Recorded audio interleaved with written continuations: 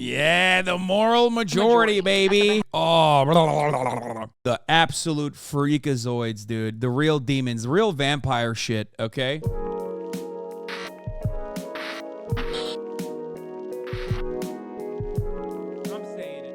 On January, you guys want me to watch this so bad, and I kind of want to as well. How the religious right ruined everything.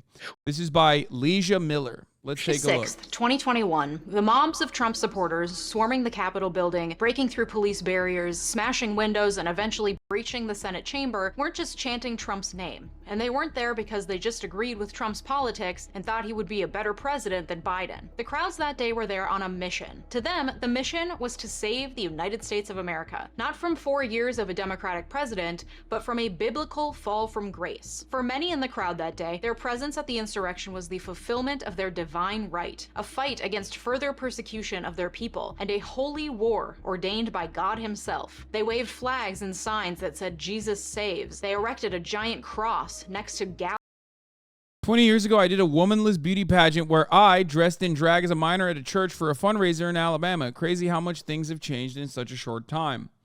It is because, and I cannot repeat this enough, I have already time and time again, the chip meme that you see on Twitter of the conservatives being like, oh, take out the COVID chip and then put in the Ukraine chip is always, just like everything else that they advocate against, like they're railing against pedophilia despite being pedophiles themselves, is projection, okay? They are unironically the NPCs that get geared into getting angry about things that are told to them. There's a lot of anger in the world, and the conservative media infrastructure has done a phenomenal job of redirecting that anger and attention to like completely marginal, completely idiotic, nonsensical, unimportant shit, okay? They do a very good job at that. Very, very good job. And this is the outcome, okay? The idea that like drag queens are somehow holding on to institutional power and also systematically trying to transify your children is so fucking insane. If you were to explain this to someone during the release week of Mrs. Doubtfire, they would look at you like you're an alien. If you went down to Alabama when Mrs. Doubtfire was being released, okay, in movie theaters all around the country, and you went up to a person in Alabama and said, you're going into that god dang movie theater to watch that god dang satanic movie? Are you out of your fucking mind? And I'm sure there were plenty of people who thought that back then, and I'm sure there were plenty of people who said that back then, except they were treated like the what's that church that goes into veteran they go to like they go to like insane funerals and shit and say like God hates Westboro Baptist Church. Exactly. Thank you chat. The Westboro Baptist Church is an incredibly performative, psychotic zealot church that is famous for going to veteran funerals and screaming about how Christ hates the F word, right? They used to do that all the time. But ultimately, most people saw them at the time as like a psychotic group of individuals. Even other Christians looked at them as psychopaths.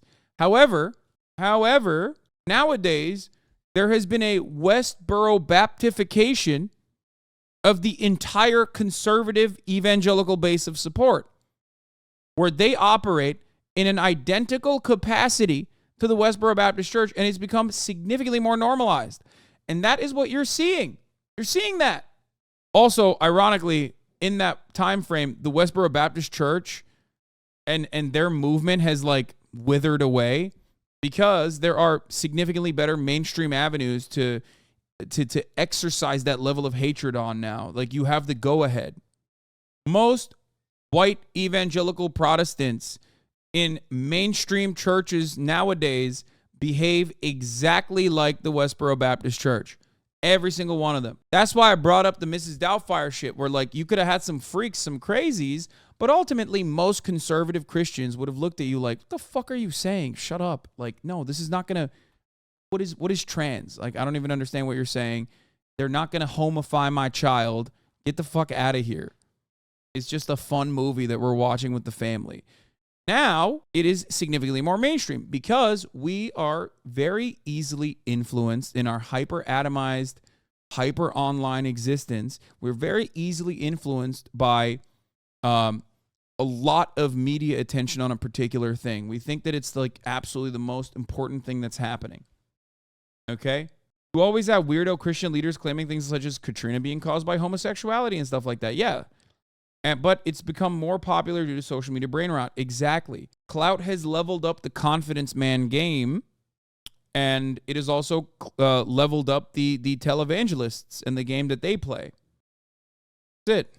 Gallows. When they broke into the Senate chambers, they bowed their heads in prayer. To ignore the role religion and specifically white Christian nationalism played in the January 6th insurrection would be to ignore a burgeoning threat to U.S. democracy that wasn't an isolated incident on that day. It's a threat that's been brewing for centuries, made more powerful by a perfect storm of far-right fear. I actually think you're wrong. Christians have always been bad shit. They say Harry Potter was evil witchcraft. You're just hearing from them more now. No. With the social media popularization of like the most insane batshit crazy opinions, now have more people who do unironically. That's why I use the Westboro Baptist Church example, brother. Hear more from them, and their movement is growing. Okay, there's a difference. There's a difference between people being like, oh, you know, your mom or dad being like batshit crazy and telling you not to watch Harry Potter because it's witchcraft or whatever, versus like actually cutting legislation banning Harry Potter because there are a fuck ton of genuine think tanks and family organizations that are advocating to ban Harry Potter. That's the difference. Fear-mongering, internet communities, an influx of immigrants, BLM demonstrations, and a country that is no longer as Christian or as white as it once was. Yeah. Oh, that's the other aspect of this. By the way, Leeja Miller, incredible content creator. Highly recommend you guys check out her videos. We've watched some of it before in the past. The other side of this coin is also the diminishing rates of Christianity and like people who self-identify as Christians. So like the smaller the Christian sect gets, the more unhinged they become. The stay-behinds are like crazier than ever before. Once was, posing a perceived existential threat for those who believe in the United States as a white Christian nation ordained by God. Where did this idea come from, and how did we get here? How is this fringe idea suddenly mainstream? What role does religion play in a country where there's supposed to be a wall between church and state? And is democracy really at stake here? When I set out to find answers to these questions, what I found was complicated, with deep roots in our history as a nation, and only made worse by the current problems this country is facing. This is how the religious right ruined everything. Roll the intro.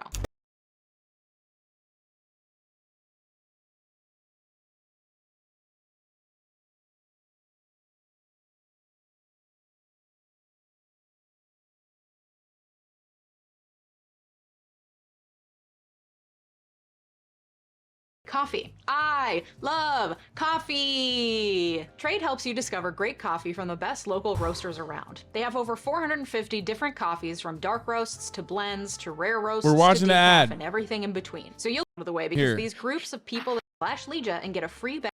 I'm showing her her link. We're watching her video. Might as well show the link. You know what I mean? Bag of coffee with any subscription. Thanks, Trade. Before we dive in. Yeah, some of the worst impacts of ReactGate have been, you know, the more streamlined approach to things of this nature. Hopefully it improves the editing done by the Hasanabi Industrial Complex. And also on top of that, you know, you're just going to have to see a fucking ad for like 3 seconds. Let's get some definitions out of the way, because these groups of people that I'm talking about fall. Hasan is being extra careful with his React for some reason. No, I'm extra careful with a lot of Reacts nowadays. Like, no matter what. Because 90% of the fucking time, it's not even like the content creator themselves that are angry at me. It's random people that have no idea what my relationship with the content creator is, which I don't really have one with Leeja, but I like her. I like her content. But it's mostly people getting angry out of Angry because like there's a hella fucking clipped out of context video circulating. Fall into categories that are hard to define. The religious right is a political movement in the United States that's made up of activists, scholars, lawyers, and politicians that advocate and push for social and political conservatism. Generally, people who are part of the religious right are Christians, but they come from a wide variety of denominations. Evangelicals are a multi-denominational group of Christians made up of Reformed, Holiness, Anabaptist, Pentecostal, Charismatic, and other Protestant traditions. According to the National Association of Evangelicals, their central beliefs include the belief that lives need to be transformed through a born-again experience and a lifelong process of following Jesus, the expression and demonstration of the gospel in missionary and social reform efforts, a high regard for and obedience to the Bible as the ultimate authority, and a stress on the sacrifice of Jesus Christ on the cross as making possible the redemption of humanity. As many as 30 to 35% of Americans identify as evangelical. How Putin fooled the Western left. If you think I'm going to watch this video, you must be on crack, okay? Either culturally or actively practicing. Fundamentalist Christians are a group of people within the evangelicals that adheres to a literal interpretation of the Bible and enacts a strict code of conduct for its church members. White Christian nationalists are a group of people who believe that the United States was founded as a Christian nation and has been ordained by God to be a central force on earth, and like the Israelites, they came to America and took land that was rightfully theirs from the natives. That white people got here first and therefore deserve rights that other people, especially non-white immigrants, don't, and that it is their divine right and duty to fight, as Jesus did in the book of Revelation, ultimately battling in a bloody holy war against the treacherous forces of the Antichrist to take back the United States. Many white Christian nationalists are evangelicals, but not all evangelicals are white Christian nationalists, and not all white Christian nationalists are evangelicals. White Christian nationalism has been around for centuries. It allowed the Puritans to sleep at night as they stole land from natives. It allowed slaveholders to sleep at night believing that owning humans was their divine right, and so on. But it's impossible to unpack the role that white Christian nationalism has played in this country without first unpacking the role that religion has played in this country, especially the role of religion in politics and government. Because this thing goes from the shanties in Appalachia all the way to the tippity top, my friends. Let's just start with the 20th century, because going all the way back would require a feature-length film. But if you want that information, you can find it in my research notes linked in my Patreon. As immigrants flocked to the U.S. during the turn of the 20th century, urban slums proliferated, promoting the use of sweatshops and creating poverty, disease, and overcrowding for immigrants. A group of Christians known as the Social Gospel Movement determined that the best way to change this would be to put their religious beliefs into practice and take it upon themselves to right society's wrongs. Around the same time, the temperance movement was championed in the late 1800s by evangelical Protestant reformers, especially women. The Women's Christian Temperance Union was formed in 1874. Galvanizing women around alcoholism. I do not remember where I heard this. It might have been Chapo, it might have been TrueAnon, it might have been another podcast that I was listening to, but one of the speakers at the time brought up a really interesting point about the abolition of alcohol, or the prohibition movement, sorry, not abolition, prohibition movement gaining a tremendous amount of momentum in the United States of America, specifically because it was a way to create a sense of community around a singular goal, as the alternative would have been trade unions and trade unionist movements. Obviously, it was a oversimplification. You're saying oversimplify, but it wasn't. I think it might have been Chapo. Anyway, but it does make a lot of sense to have. It does make a lot of sense. Drunken woman beating. No. That is definitely a problem. Okay. It addresses domestic violence through a different means. But regardless, if you do not have any kind of real momentum behind organizing in your workplace at a time when like trade unions are popping up everywhere and engaging in like militant actions, oftentimes, that then the other mechanism for social cohesion is going to be the appropriate avenue, which is the church. Okay? Oh yeah, it might have been this one. Yeah. But I'm not going to be able to fucking find it. But regardless, I think that was the Weed and Speed one, yeah. which for the record is happening to this day. When you have a lot of anger swelling up inside of you because you experience oppressive constructs on a daily basis, and you are desperate as a social animal for some level of camaraderie and a shared purpose, you are going to inevitably find one other way of community building, which is these kinds of movements. QAnon is a great example of this as well. And given that the labor movement in its entirety has been eviscerated, crushed, destroyed in the United States of America, that's why you see a unique problem in the United States of America that does not have the same frequency, magnitude, nor cultural relevance, which is cults and cult-like movements and conspiracy theorists. Surely, certainly, in other countries, they exist as well. But they rarely ever, at least throughout history, they have rarely ever had the same level of prominence and institutional power that they do in the United States of America. Examples I can give you are, however, areas where the United States has basically either completely written your constitution or eviscerated you, or were a very important partner, both politically and trade partner. South Korea being a good example of this, or a country that is basically gay America, as I like to jokingly call. Of course, I'm referencing Brazil. Okay? You know, America, but gay. And of course, same level of cults, same level of prominence for cults and cult activity and institutional power, but just gay.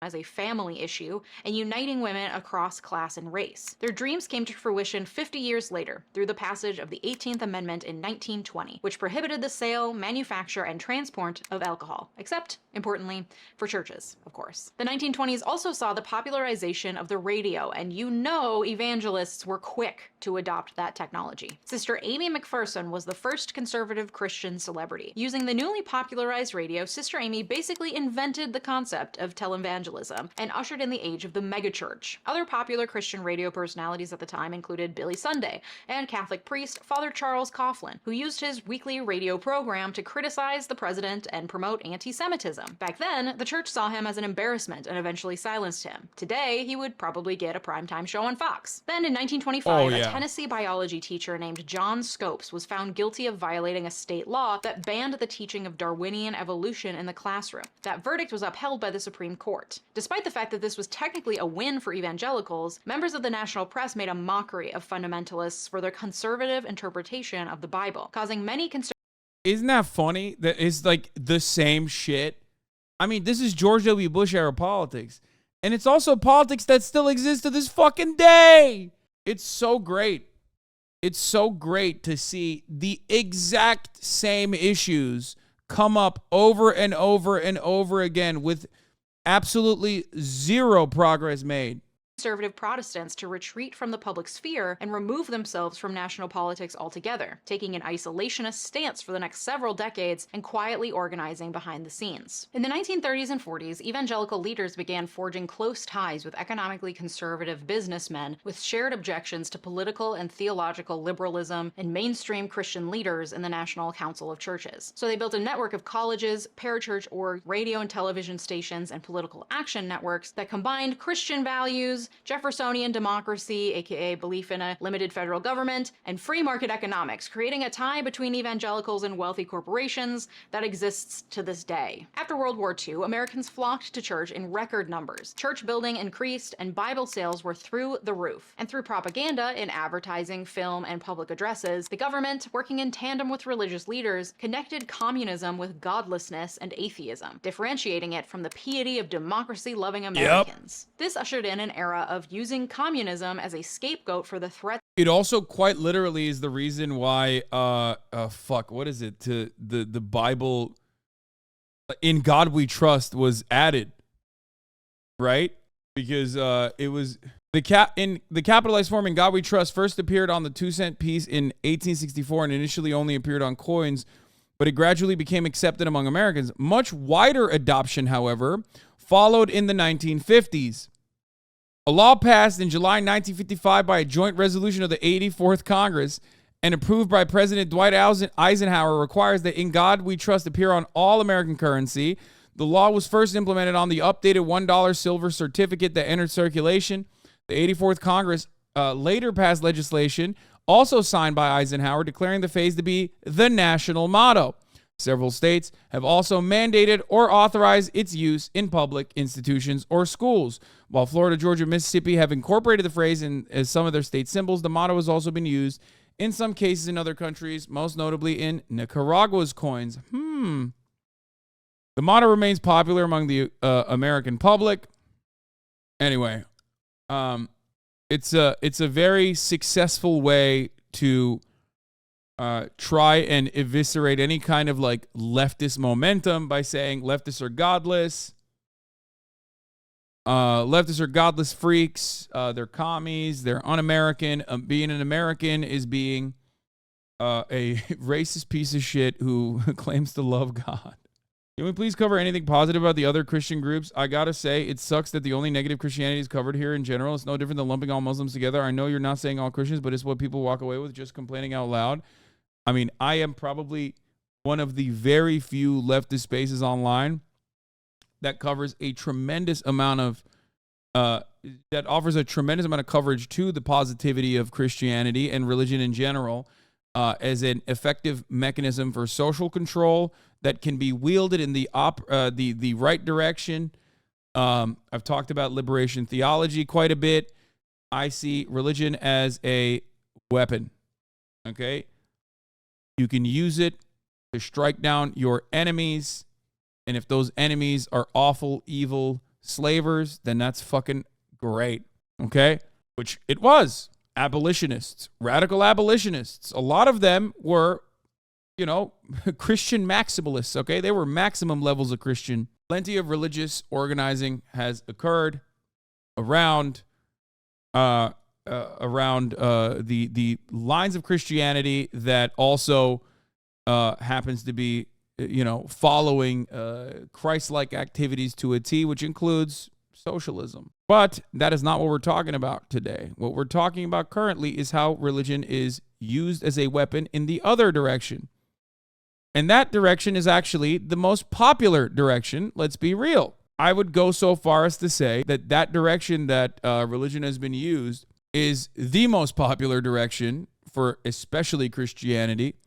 And nowadays, in modern, contemporary Islamic civilizations, it's also identical to the Christianity way, where those in positions of power absolutely do weaponize false teachings or false interpretations of Islam to do their bidding, whatever the fuck that may be.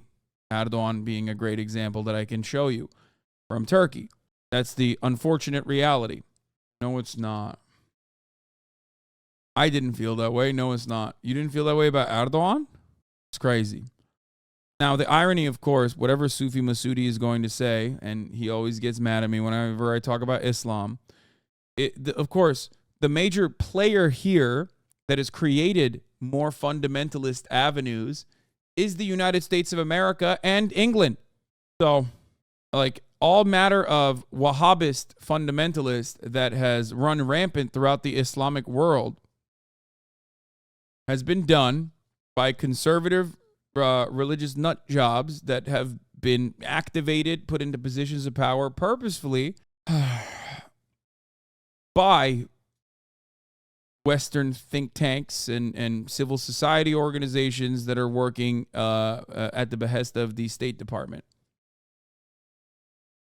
Anyway, let's continue. Of atheism and amorality. Anything that didn't fit the status quo was dangerous, suspect, and probably communist. See my video on communism for a deeper dive. In 1947, the Supreme Court solidified into law the idea of the separation between church and state. The separation of church and state, contrary to popular belief, appears nowhere in the Constitution. The First Amendment guarantees the free exercise of religion, but it does not explicitly say there must be a separation of church and state. This idea comes from Thomas Jefferson, who interpreted the free exercise clause to guarantee a wall of separation between church and state. The fact that Jefferson, one of the framers of the Constitution, wrote these words is strong evidence that the intent of the Constitution was to create separation between church and state, but it's not explicitly written into the Constitution and is therefore a bit more tenuous than I think the average American thinks. In 1947, in Everson v. Board of Education, Justice Hugo Black wrote, "The establishment of religion clause in the First Amendment means at least this: neither a state nor the federal government may set up a church. Neither can pass laws that aid one religion, aid all religions, or prefer one religion over another. Neither can force a person to go or to remain away from church against his will, or force him to profess a belief or disbelief in any religion." In the words of Jefferson, the clause against establishment of religion by law was intended to erect a wall of separation between church and state. By the 1950s, fissures started showing between evangelicals and fundamentalists within the conservative Christian movement. Fundamentalists maintained that separation from mainstream popular culture and a position against secular society was best, while evangelicals argued that Christians had to engage and participate in the outside culture in order to set the world right and save the non-believers. So they embraced mainstream media, radio, and engaging with the larger culture, which was further strengthened in the 1950s when radio evangelists made the switch to television,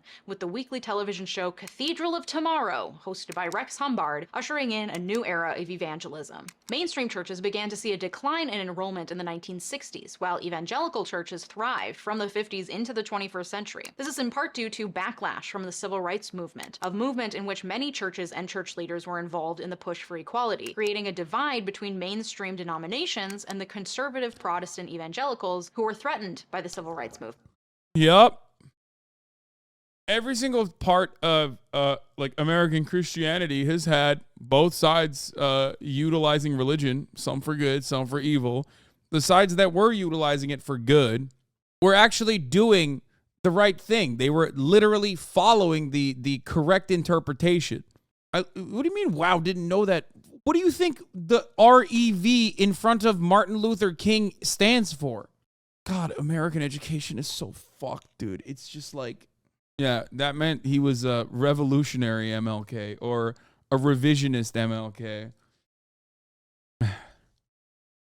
Evangelical dismay of change and this perceived disorder was exemplified by evangelical preacher Billy Graham's cozy relationship with Nixon, spurred by Nixon's promises to bring law and order to an increasingly chaotic and sinful world. A series of blows from the Supreme Court during the 60s and 70s also helped to galvanize evangelicals into political action. In the early 60s, New York state law recommended an official, non-denominational prayer for school children to recite. 5 families sued a school district in a Long Island suburb, and when it made its way to the Supreme Court in 1962, in a case called Engel v. Vitale, the court ruled that the prayer violated the Establishment Clause of the First Amendment, which Justice Hugo Black, once again writing for the majority, saying, "It is no part of the business of government to compose official prayers for any group of the American people to recite as a part of a religious program carried on by government." According to legal scholars, this school prayer decision was, in its day, the most unpopular decision the Supreme Court had ever made, which is shocking given that less than a decade earlier, Justice Black had also authored the Korematsu decision, which is today considered one of the worst SCOTUS decisions ever, as it validated the creation of Japanese concentration camps on US soil. But yeah, definitely not allowing a state-imposed prayer in schools is worse. Sure. 1 year later, in Abington School District v. Shemp, the Supreme Court ruled that mandatory Bible reading and reciting the Lord's Prayer in schools was unconstitutional, as it violated the Establishment Clause and the Free Exercise Clause of the First Amendment. This, of course, sparked widespread public outrage and intense public scrutiny for one woman at the center of the case, Madalyn Murray O'Hair. She was an ardent socialist and founder of American Atheists, who had tried to escape to the Soviet Union for fear of facing persecution in the US for her beliefs. When she was denied entry to the Soviet Union, she enrolled her son in public school in Baltimore. She soon realized that after the Pledge of Allegiance, the students all engaged in prayer, and when she tried to have her son removed from the classroom during prayer time,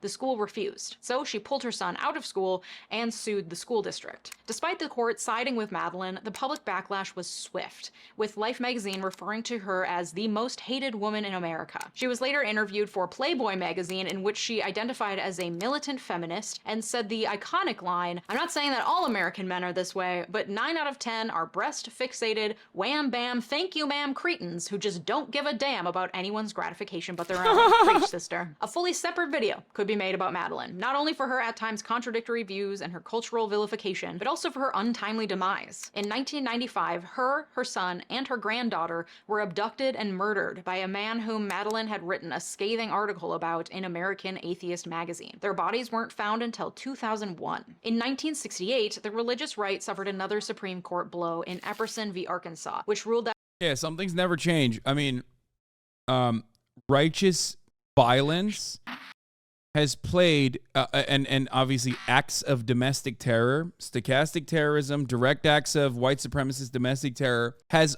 always been the number one cause of domestic terror. Right-wing terrorism has always been the primary form of terrorism, the worst form of terrorism in the United States of America. For the past 20 years, however, we've had this, no, don't ever say Reddit atheists were right. You want to know why you don't say Reddit atheists were right? Because those dumbass fucking Reddit atheists, much like everyone else, got sucked in to the anti-Islam propaganda that the American government very expertly crafted in an effort to at least make you look away on the global war on terror or justify it. And therefore, all of those fucking dumbass Reddit atheists turned their crosshairs onto the real cause of terror and violence in this country, which is Islamic terror, brother. Meanwhile, since 9/11, and this fact was consistent before 9/11, and it will be consistent after 9/11, the overwhelming majority of individual acts of domestic terror has been conducted by white supremacist anti-government extremists. The right. It hasn't stopped, and it will never stop. Okay? Did you just say Islamic, though? Fuck yeah, I did. The worst kind of terror. Yeah, but don't overlook the insane oppression Islam caused in Middle Eastern countries, much like Christianity in America, but much worse. Yeah, also, one really fun fact about that is that, one, I do come from a Muslim country, okay? And two, a lot of those Muslim formations have happened as a consequence of Western involvement in their countries. Either the most extremist fundamentalists are directly put into positions of power by Western actors, or they rise to popular power because the United States of America, the State Department, the British, whoever the fuck actually ends up executing the socialist Muslim formations because they're doing Cold War shit while propping up the nationalist coalitions, which of course happen to be fundamentalists in many respects in many of these countries, who then also, on top of that, can have a secondary life in the form of being the people that purge the Western influences out of the country. Iran is a great example of this. The reason why Iran is the way it is currently, despite having a very unique and long history of society, civilization building, the reason why you look at Iran and think the way you do about Iran is because the right-wing fundamentalist extremists are seen as those who were able to successfully purge the American influence, the Western influence. Don is out here making enemies today. What? No. I covered this earlier. I don't know if a lot of people understood what I was saying, but that was part of what I was talking about. 100% what you're saying is true. However, pre-capitalism, organized religion was still hella violent. Christianity, but also Islamic extremism was a problem in Iran before the revolution, even like thousands of years ago when we got invaded. We are not going to get into fucking feudalism, tribal wars, or whatever the fuck, okay? Yes. All slices of history have been uniquely and objectively violent. Historically, the Muslim world never had anything similar to the tyrannical power structure that the church had in Europe. Islam does not have such an hierarchical structure. Most of the modern problems in the Islamic world are because of a post-colonial reality. This part is absolutely and undeniably true. I don't want to hear from any of you orientalizing freaks to turn around and be like, no, they were barbarians. They were engaging in tribal warfare, because Islamic understandings were still absolutely decentralized with the exception of the caliphate. And the caliphate itself was led by an empire that otherwise, in comparison to its Western counterparts, was infinitely more tolerant. Do not get mad at me for saying this. It is objectively true. Read a fucking history book, even from Western historians who aren't dumbass Nazis with Roman statues on Twitter, and they will tell you this exact same thing. Abso-fucking-lutely. The Sharia law centralization comes from the centralization in a post-colonial world, okay? It sucks that we have to work so fucking hard here to unwind Reddit atheism talking points over and over and over again. This is why I hate the anti-religion discussions. People who are anti-religion usually end up just hating Muslims, racist assholes dressing their own words up into something that's more acceptable. They never ride against Christianity or Judaism or any of the other religions in the way that they go against Islam. Sam Harris is a perfect example of this, okay? He basically wrote the book on Islamophobia, like tolerable Islamophobia, okay? Really can't start talking bad about the church unless you're willing to go back to when humans found a rock and started to use rocks for rock usage and stuff. Wait, what? What is this? I'm sorry. If you don't mind me asking, but what is the caliphate? The caliphate is basically like the Pope. Like the Islamic caliphate is a unification of like global Islam under one banner. Like it's you know, having some kind of political formation. Those who carry the banner of the Prophet Muhammad forward. You've summoned the Paradox Gamers. Anyway, I don't know if they talk about it, but okay. Tell Chad that the British colonial code criminalized homosexuality in Pakistan and Palestine. I'm sure there's many other Arab and Muslim nations too with similar situations. There's also intersex and trans history in the Arab and Muslim world.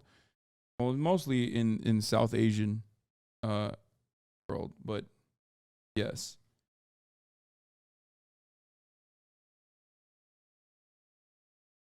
All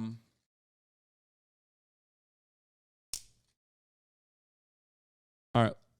The only place in Europe that was even comparable to the caliphate's tolerance was 15th, 16th century Poland and Holland. That's about it. Yeah.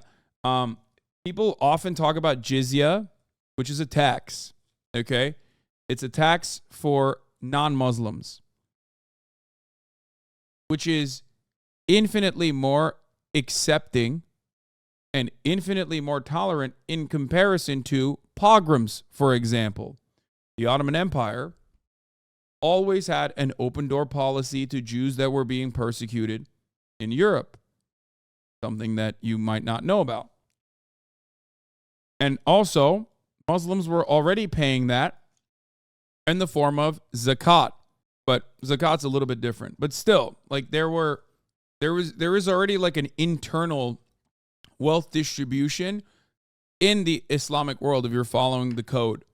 It's still fucked up. It's a race-based tax. You can't defend that, Brody. What part of genocide versus getting taxed while still being able to freely practice your religion is better than being genocided? Do you not understand?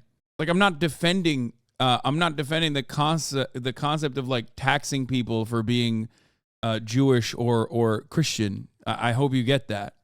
Anyway. That has nothing to do with Islam. Those states did not care about population's religion because imperialism was the main goal. Yes, imperialism was the main goal, and it was a better social formation than the other contemporaries of the time. That's what I'm saying. And yes, the Ottoman tax was faith-based, not race-based. All right, let's continue. That an Arkansas law banning the teaching of evolution was unconstitutional because it was based solely on the beliefs of fundamentalist Christians. Then in 1971, the landmark case Lemon v. Kurtzman came down, ruling unconstitutional laws in Pennsylvania and Rhode Island that gave direct governmental financial assistance to religious schools. The court laid out a three-part test, now known as the Lemon test, to decide whether a law violates the Establishment Clause of the First Amendment. This is the test you still learn in law school and study for the bar today. The three parts are that the law must have a secular purpose, the law does not have the primary effect of promoting any religious beliefs, and that the law does not excessively entangle religion with government. If it does, then the law is unconstitutional. Then in 1972, the Equal Rights Amendment passed in Congress and was sent to the states to be ratified, which it never was. And in 1973, Roe v. Wade legalized abortion in America. And at that point, the religious right were like, all right, Hold the fuck up right there. We've had enough. And it was this series of Supreme Court cases strengthening the separation of church and state, in combination with the Equal Rights Amendment, which conservative Christians saw as subverting the will of God, that women take their God-given roles as wife and mother without question. And then Roe v. Wade gave them the galvanizing final blow they needed to start organizing. And Roe v. Wade became a rallying cry to mobilize social and religious conservatives. The final nail in the coffin came with the D.C. Circuit ruling in Green v. Connolly, which held that segregated institutions can't be considered charitable institutions and therefore can't be tax exempt. The ruling was applied to Bob Jones University, a fundamentalist Christian school that banned interracial dating. And the IRS started investigating the school and whether it should keep its tax exempt status because of— So sick. Dude, this is why I always say the Brandon IRS or the Obama IRS, for example, which conservatives still complain about to this fucking day, were doing what they're supposed to do. That's what you're supposed to do. That's your weapon, dog. Nowadays, we're such pussies about this shit where it's like, oh yeah?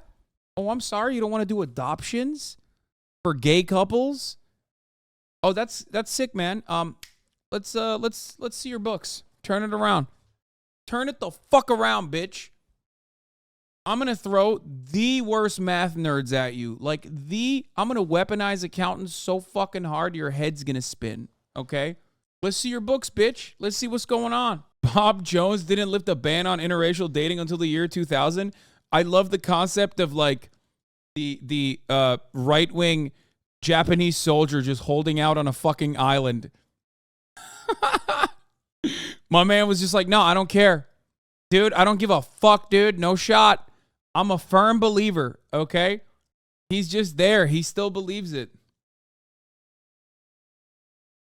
Of this forced segregation of the sexes. At this point, the religious right had started solidifying around the idea that they were the victims of persecution from all sides. First, they can't pray in public schools. Next, they can't ban teaching of evolution. Then they strengthen the separation of church and state, and they let women do what they want with their lives and their bodies, and now we can't be outwardly racist? Witch hunt! With any strong cultural swing to the left or right, predictably a backlash comes from the other side, creating the increasingly large gap between the right and left that we see in America today. Ruth Bader Ginsburg herself was known to criticize the Roe v. Wade ruling as coming too soon, that abortion should have been decided by the legislature because of the predictable backlash that would happen if the Supreme Court made the decision for us. And she was right. The Roe v. Wade decision, combined with all the other perceived wrongs that the religious right had experienced over the last decade, including the civil rights movement forcing them to come face to face with their own racism, came together to be such a strong galvanizing force for the political awakening and mobilization of the religious right that by 1976, Newsweek proclaimed it the Year of the Evangelical. In all of this, the leaders of the religious right movement saw a strong rallying cry around the sanctity of the family, whether we're talking—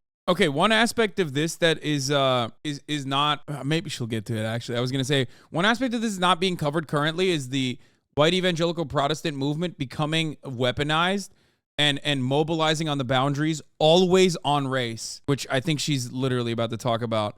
But white evangelical Protestant movements have always mobilized, not on religious freedom, never on religious freedom whatsoever, but utilizing, weaponizing religion as a mechanism to reinforce former oppressive hierarchies, similar to trying to ban miscegenation and also segregating schools. The segregation of schools or the desegregation of schools is probably the single most important mobilizing factor of the religious right, which has now become the right.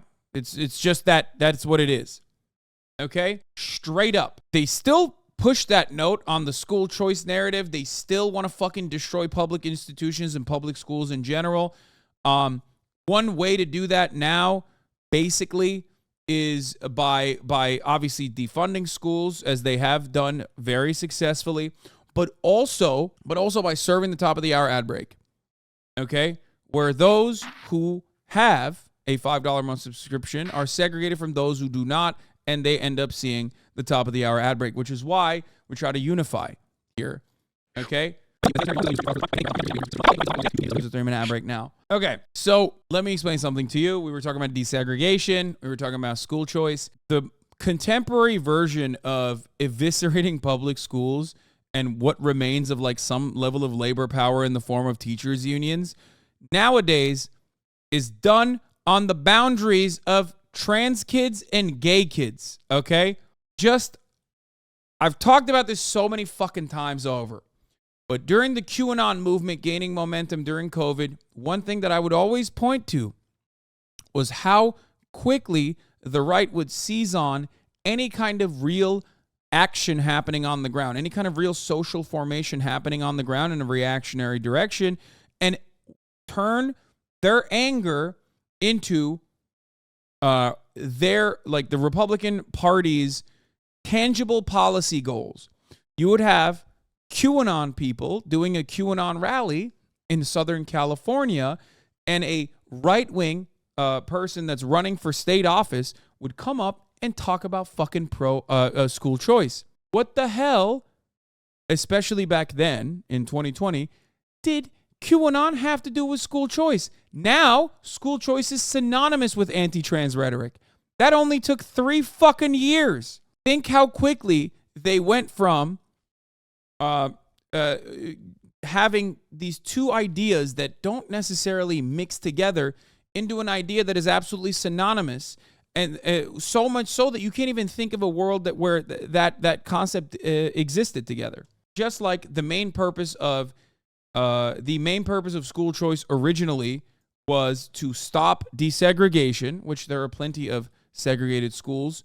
The way we segregate schools in a neoliberal society is not directly on racial boundaries, but instead by, a century of redlining, or at least half a century of redlining, and the way that schools are funded through the mechanism of property taxes. So that still exists. It's not an accident that, for example, the Chicago public school system is 90% black and brown. Okay? How the fuck did that happen, Whereas all of the other bordering neighborhoods and suburbs are like predominantly white. How'd that happen?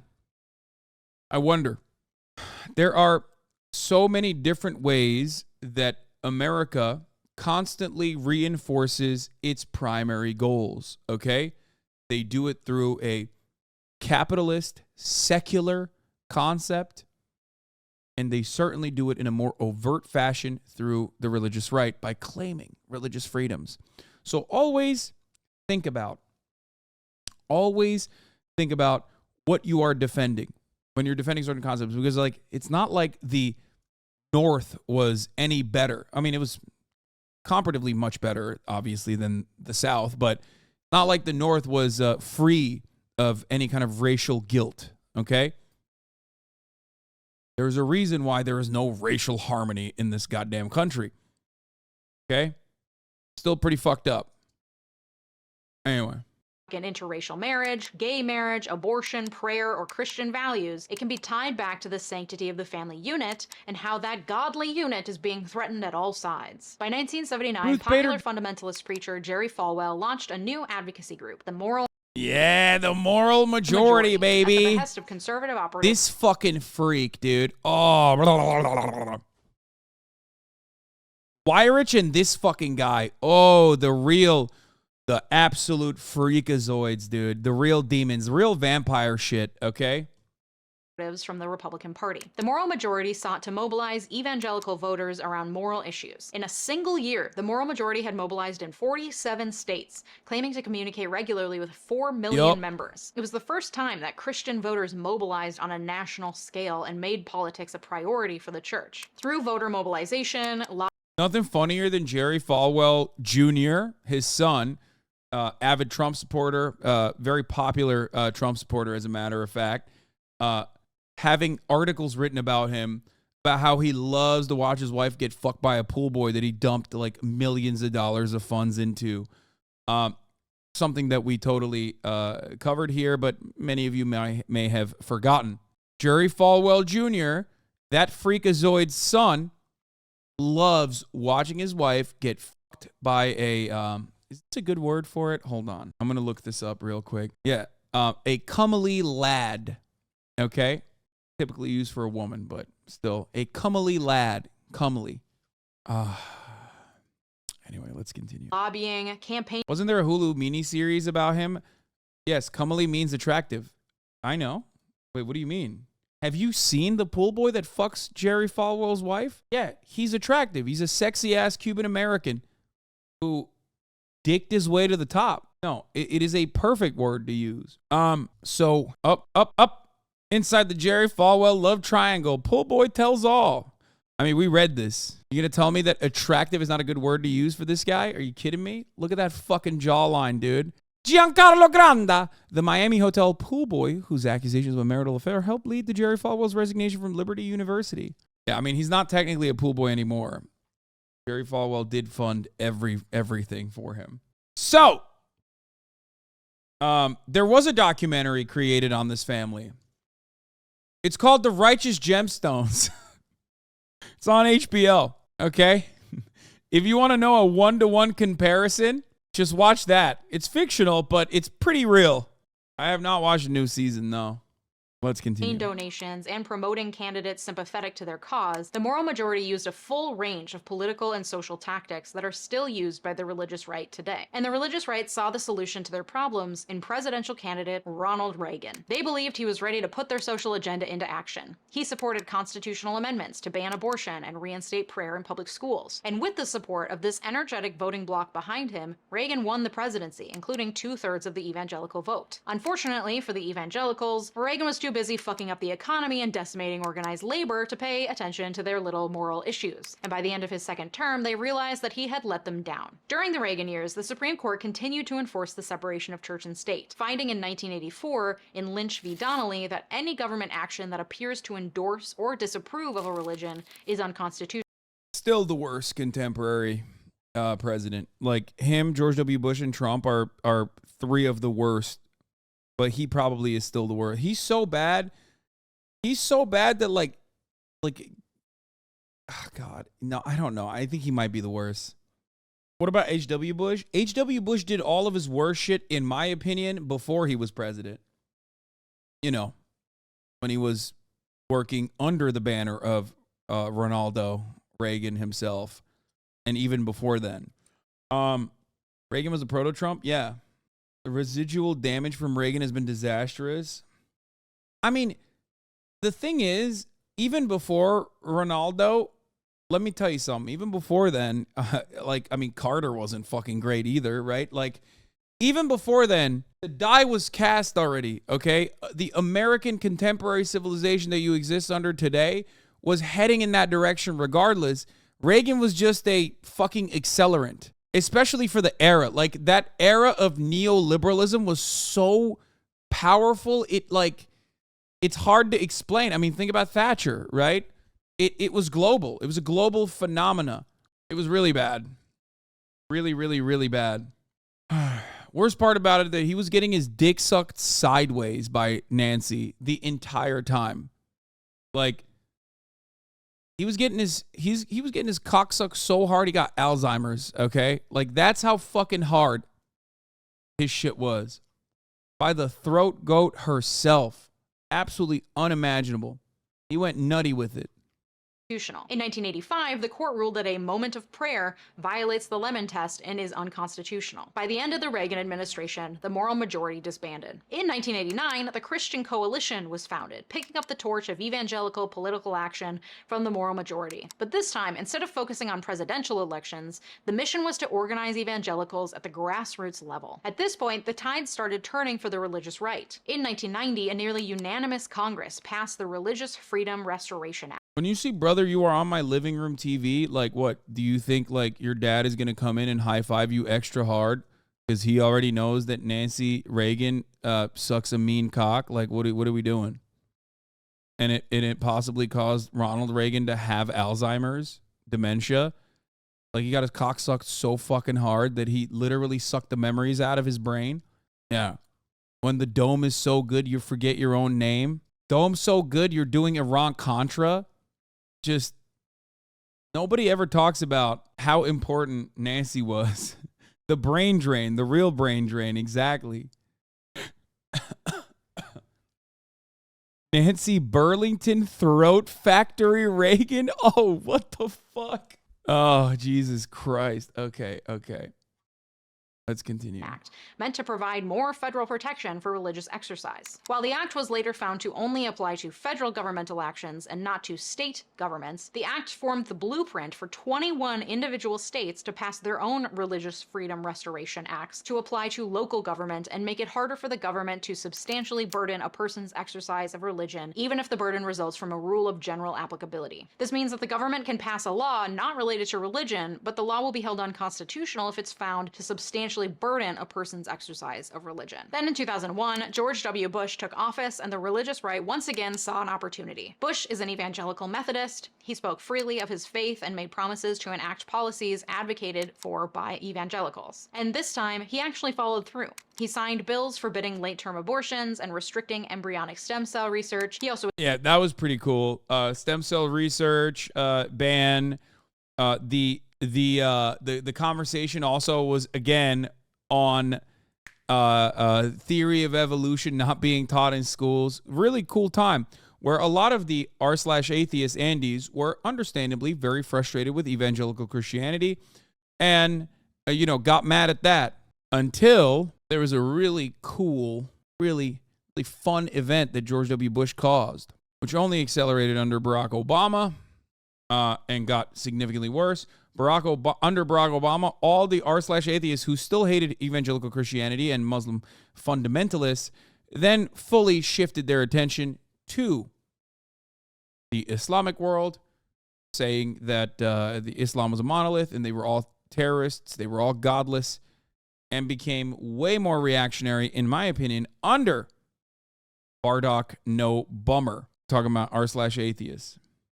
Established the White House Office of Faith-Based and Community Initiatives within the first few weeks of his presidency. However, then 9/11 happened, and Bush became bogged down in national security concerns and 2 wars with Iraq and Afghanistan, and he failed to push through What? I didn't say anything. She did. Through the biggest parts of the evangelical agenda: constitutional amendments, banning abortion, and gay marriage. So the religious right gets disillusioned with national politics once more, right around the time that Democrat John Kerry loses the election to Bush, and Democrats then become mobilized to change what they saw as a never-ending war and soon... Wow, how wonderful. Remember when mainstream media turned on Joe Biden because he pulled out of Afghanistan, which was absolutely the greatest thing that he did and should be remembered as the most positive thing that any contemporary American president has ever done, even though all the other things that they did after pulling out of Afghanistan and the pullout during Afghanistan was still pretty violent and awful, but especially the real violence that the Afghan people are subjected to as a consequence of the American government withholding the funds that the Afghan government has, and the subsequent fallout of Joe Biden's relatively stable approval rating that never recovered, mind you. Don't ever go against the interests of the American military machine. Even if the interest of the American military machine relies on, pulling out of Afghanistan, you have your name associated with that shit, which is always, of course, it's always going to be awful, bloody, truly terrifying. 20 fucking years of war, you've basically fossilized your existence in this part of the world. Oof, suspiciously. The turn was insane. I mean, holy moly, everyone, people on liberal outlets were talking about Joe Brandon as the spawn of Satan, okay? So funny. People being like, what about women's rights in Afghanistan? It's really fucked up. Meanwhile, every single NGO currently is complaining that the American government is basically not allowing them to operate for those women in Afghanistan.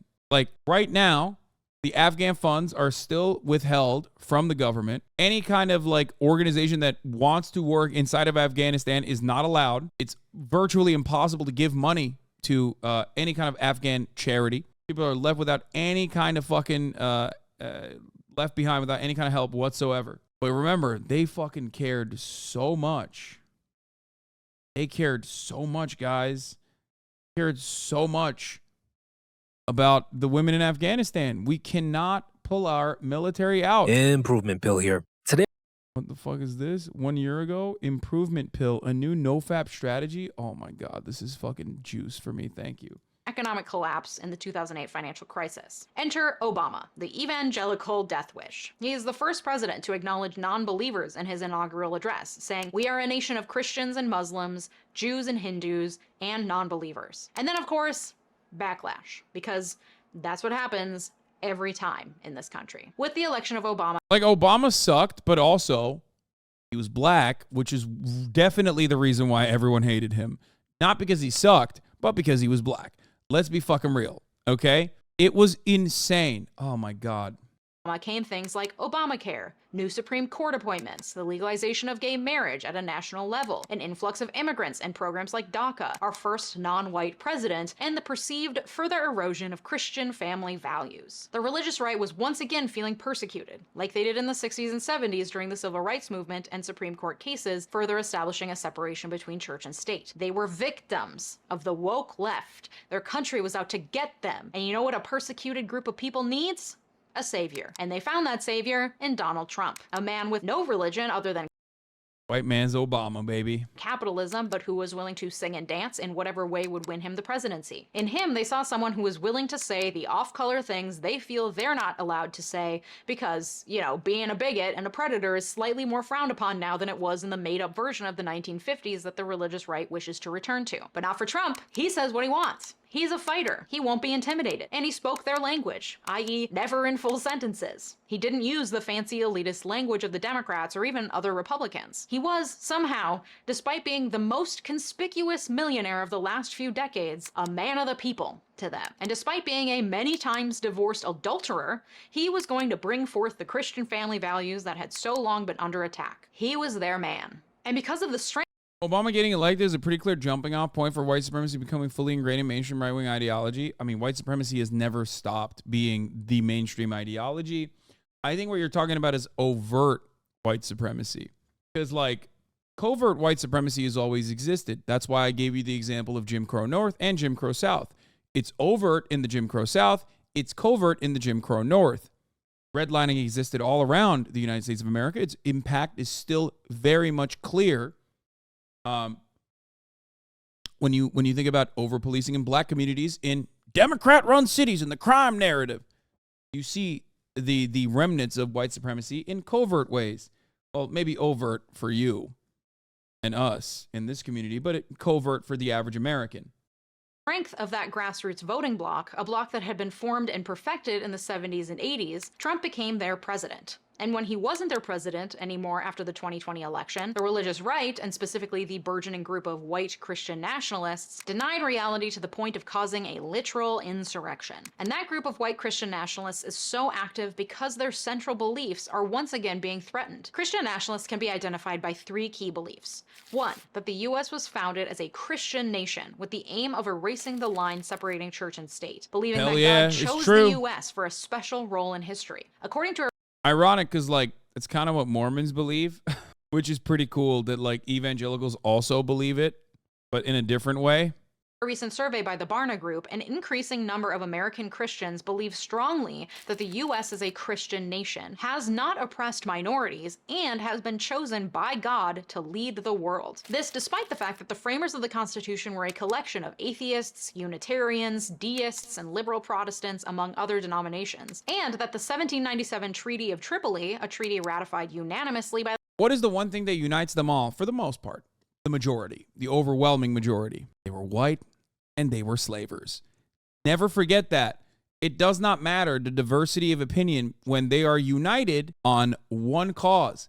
If you recognize that, you recognize why white supremacy is so mainstream in the United States of America to this day, because every step of the way, whether it be abolition, whether it be the civil rights movement, every step of the way, amends were made for the slavers or the bourgeois class that owned capital. In some instances, it was literally humans.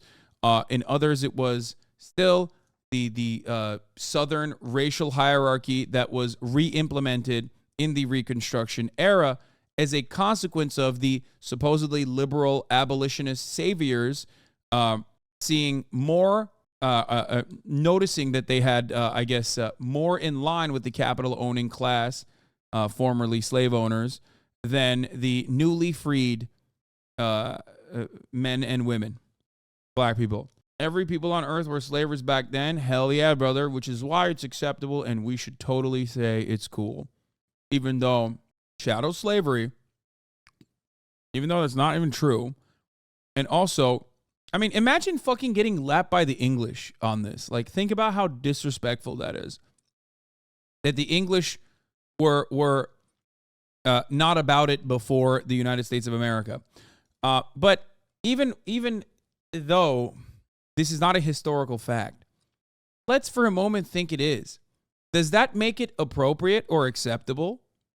I love that he got so fucking mad and so horny to say this like ahistorical, ridiculous, nonsensical statement in defense of slavery, that he made a really funny statement claiming every people on earth were slavers back then, implying that even the slaves had slaves of their own, who also then in turn had slaves of their own, like everyone.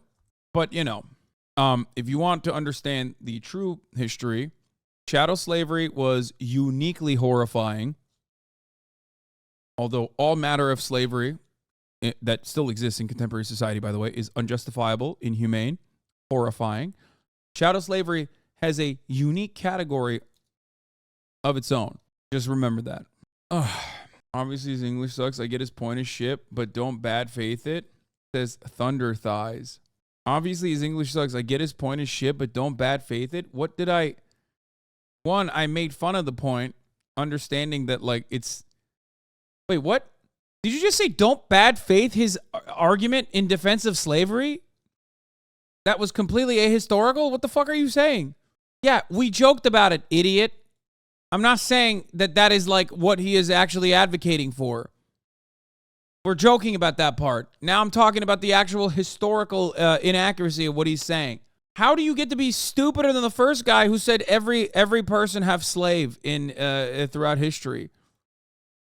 By the Senate, which was half filled at the time with signers of the Constitution, declared the government of the United States of America is not, in any sense, founded on Christian religion. And Thomas Jefferson was a strong proponent of the clear wall separating church and state. But it can be easier to conveniently ignore these truths than to contend with a version of America where the country isn't infallible, where no God played a role, and where white people got ahead on the backs of black and native people, especially when this group of white Christian nationalists are being fear-mongered into believing that immigrants are dangerous and flooding in to take our jobs, and black people are dangerous and rioting in the streets. It's the same logic that Puritans used to justify stealing land from natives, the same logic that slaveholders used to justify enslaving people, the same fear that existed during the civil rights movement, made all the more powerful by the community-building force of the internet. Second key belief that identifies Christian nationalists today is a belief in a version of Christ as a warrior, as depicted in the book of Revelation, not the Yeah, but that one is actually cool. Like, I love those photos of, like, Jesus Christ with an AR-15, like, riding a velociraptor.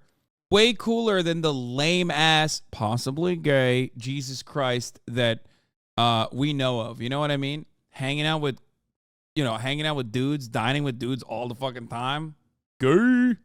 Just saying, think about how fucking fire it is to have, like, the warrior Jesus Christ with an AR-15.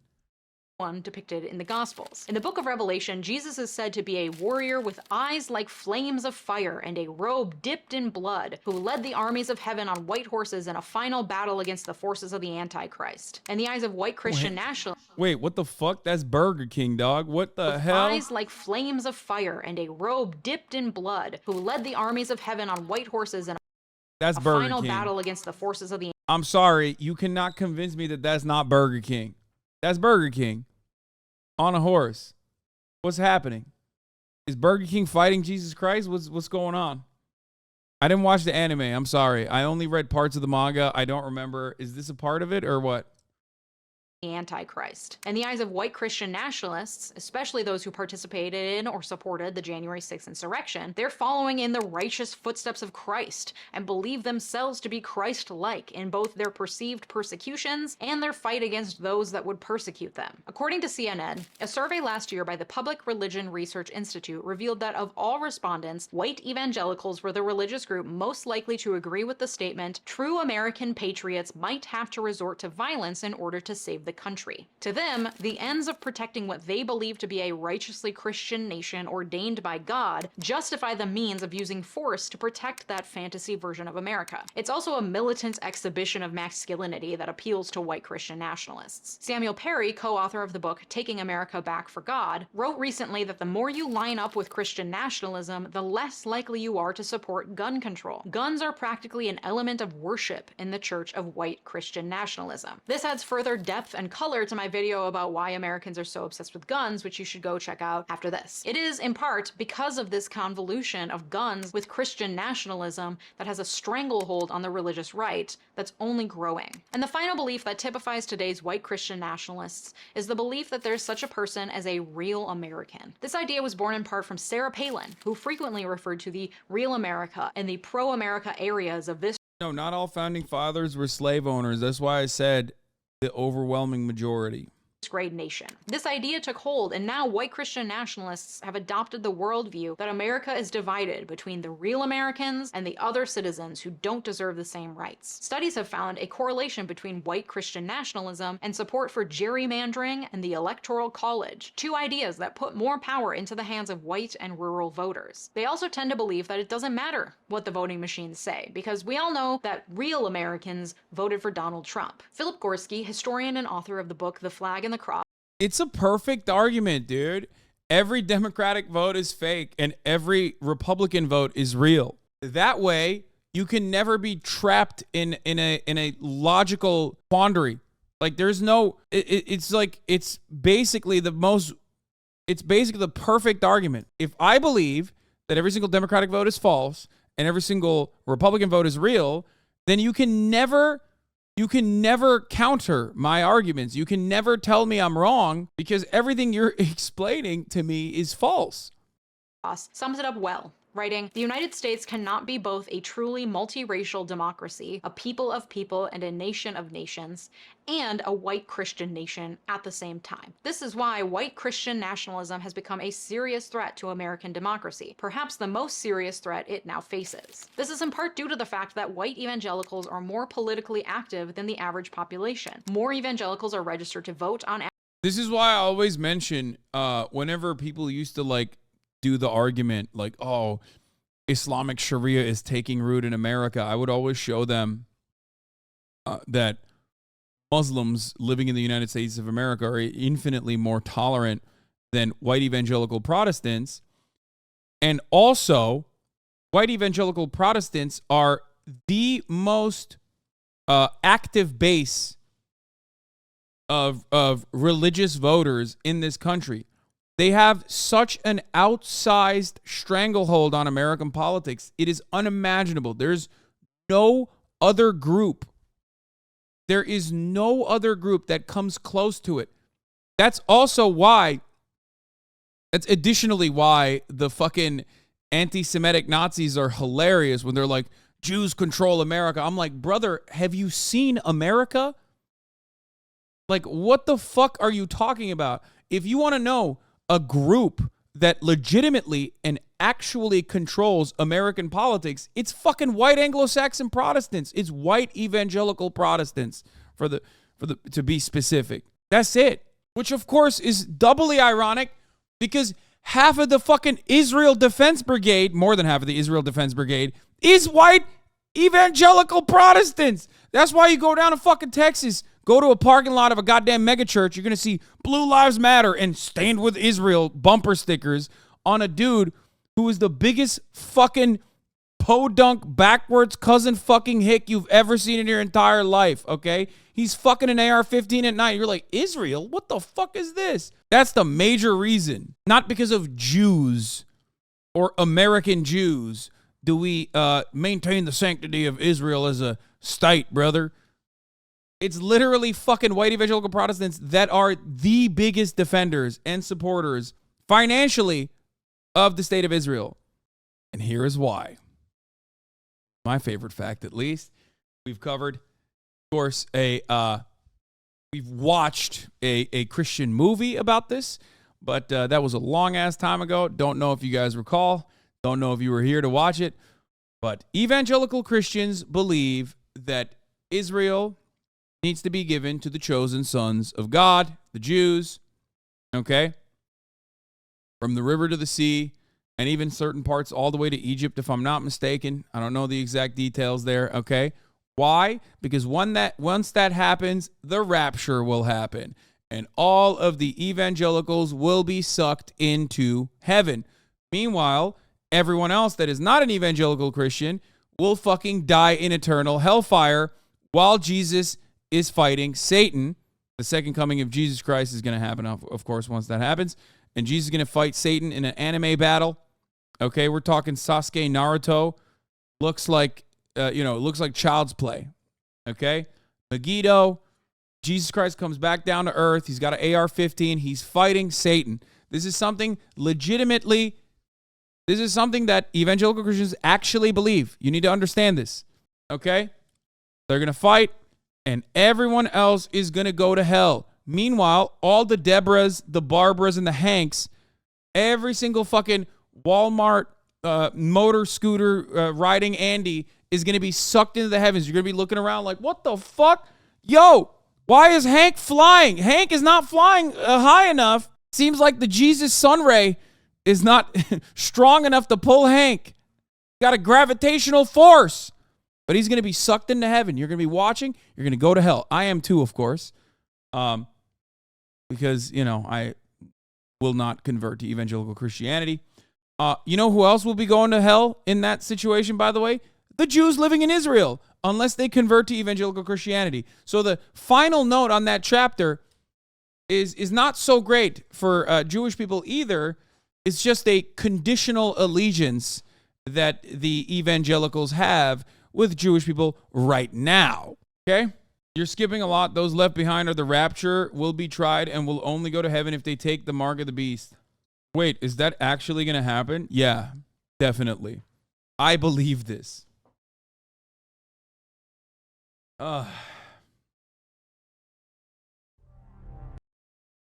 Megiddo, the Omega Code 2. Isn't this what we watched already? Listen. I feel like we have to watch this now. God damn it. I do want to watch this now. Fuck. We haven't done this in a long time. The full Omega Code 1 is on YouTube too.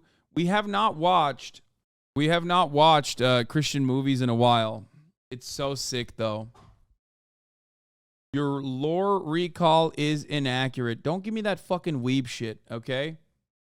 Yeah, you're skipping a lot of the made-up lore. Excuse me, I read the manga in the traditional Japanese, as a matter of fact. Excuse me, you're skipping very important parts. Excuse me. I'm trying to give people the short and sweet of it, okay? I want people to understand where the evangelical support for Israel comes from and what that conditional allegiance means, while we're simultaneously talking about the outsized power that they hold in American politics. Okay? Average, and more of those registered actually show up and vote than the average US voter. This means that even though they're a relatively small percentage of voters, their numbers matter, and their leaders are involved in politics in such a profound way that any Republican presidential hopeful has to get in bed with the religious right.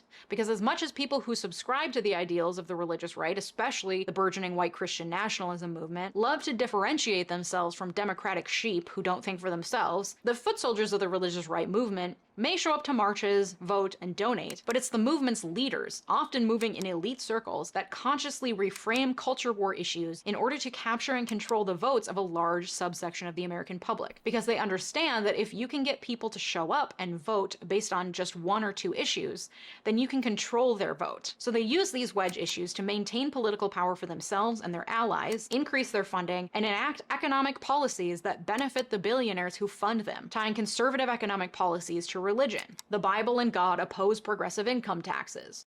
What's really interesting and terrifying is the type of Judaism that is on the rise in Israel right now. Ben Gvir and Smotrich's Messianic Judaism is closer to the evangelical Christianity than actual Judaism. I find that really funny because it's quite literally antithetical to historical Judaism. Like, so what are they doing? Are they proselytizing? I mean, don't they just only proselytize to like reformist Jews that they want to bring back to the cause? Because, like, there's one group, if there's one religion out there, out of the Abrahamic ones especially, that does not want anyone else to join it and makes it super fucking difficult to join, is Judaism. You cannot worship an idol in Jesus and also be a Jew. That is fucking contradictory. Tell that to the Jews for Jesus. So is it anti-Semitism or rapture for the right? What? Jews don't actually believe in eternal hell. That's why they don't proselytize. Yeah. No, I'm not telling them that you cannot make me. I mean, you can. Those Jews for Jesus types are considered Christian in the Israel census? Wait, really? That's awesome. Regulation of business and public funding of the social safety net are against the biblical model, and a free market system was God's plan for America. And in turn, these practices then preserve the fortunes of powerful families, which is why religious nationalism often goes hand in hand with authoritarianism, which frequently exploits religious nationalism to suppress dissent and keep disempowered members of society not only in a subordinate position, but actually brainwashed to continue supporting the initiatives that are actively leading to their own oppression. There's so much more to say on this issue and so many overlapping things that have led to the growth of the religious right and the burgeoning group of white Christian nationalists we see today. To add more context to the role of the religious right in America today, I suggest checking out some of my past videos, including why conservatives are so obsessed with trans kids and why America is so obsessed with communism. The Flag and the Cross by Yale historian Philip Gorski is a really important deep dive into the growth and danger of white Christian nationalism, and it goes so much deeper than I can cover in a YouTube video. So to say thank you for 200,000 subscribers, and to help spread the knowledge a little more, I'm giving away 2 copies of The Flag and the Cross over on my Instagram, linked in the description below. If you like this video, you might also like my video on why Americans are so is awesome. Highly recommend her videos as always. This was How the Religious Right Ruined Everything. Really good video overall. Absolute banger of a video. We got so much fire